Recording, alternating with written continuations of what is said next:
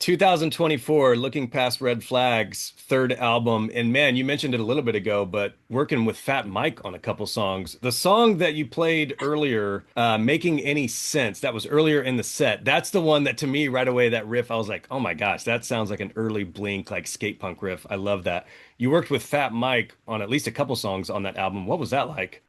Oh, he's a wild man. To say the least. Simplest way to put it.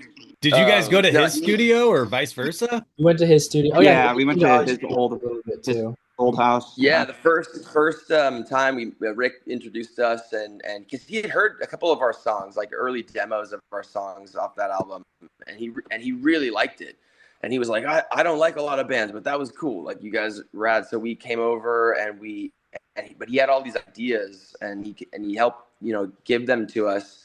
And it was cool, like being very collaborative. I mean, I've loved NoFX for so long, so it was kind of a trip going over there and like seeing him.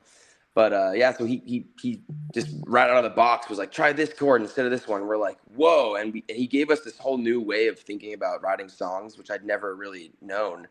And it was so cool. Then he came out to our studio, and we had sushi, and it was like talked. He roasted our studio. Yeah, like, there's not a lot of. You have no AC.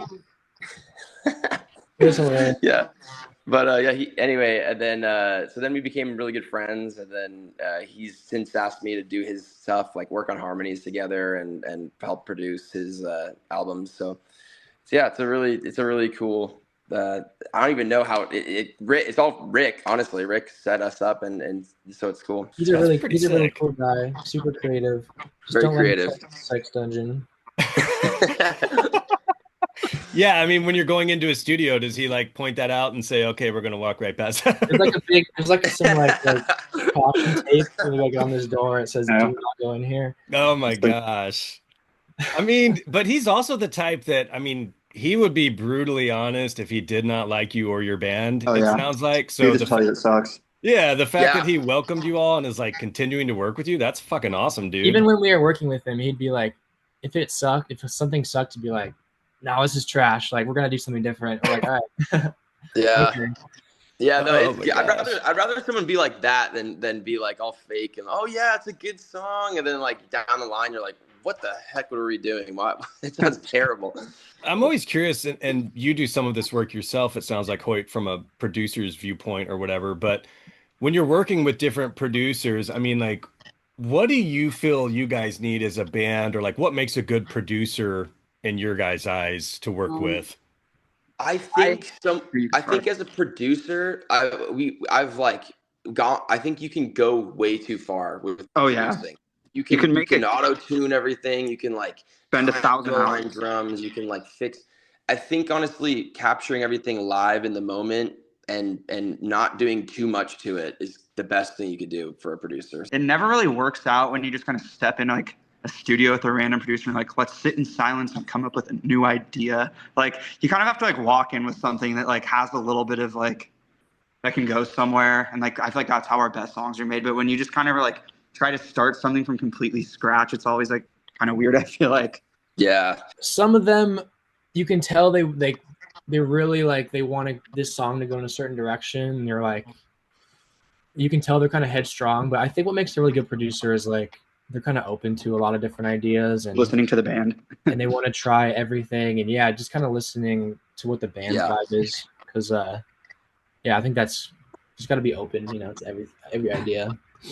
It seems like Definitely. The lines are blurred now for what a producer does. Like, on the surface, you would think a producer would produce and like bring out the best of your band and your ideas. But I feel like these days, kind of what it sounded like you were alluding to a little bit earlier, it's almost like producers, like you walk in and it's a group writing session and they kind of sway the sound and the lyric. And it's just like, okay, for me, I feel like you would want them to kind of help bring your ideas to the next level, as opposed to like, I don't know, maybe bring their ideas out.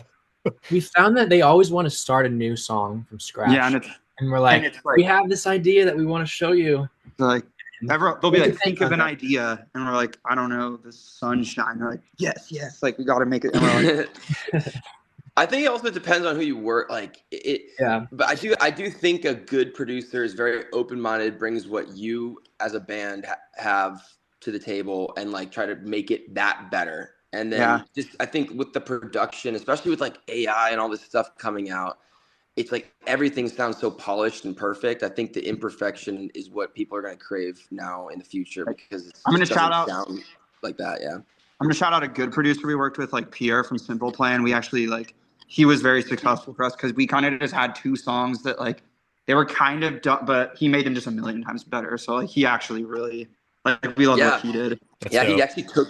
I mean, he took the songs and we're like, okay, this is what I would add, and he's very open minded, and he was so fun, such a good guy to work with and stuff. So, and he's in Simple Plan, which is dope. Pretty dope. That helps. Simple Plan's a cool band.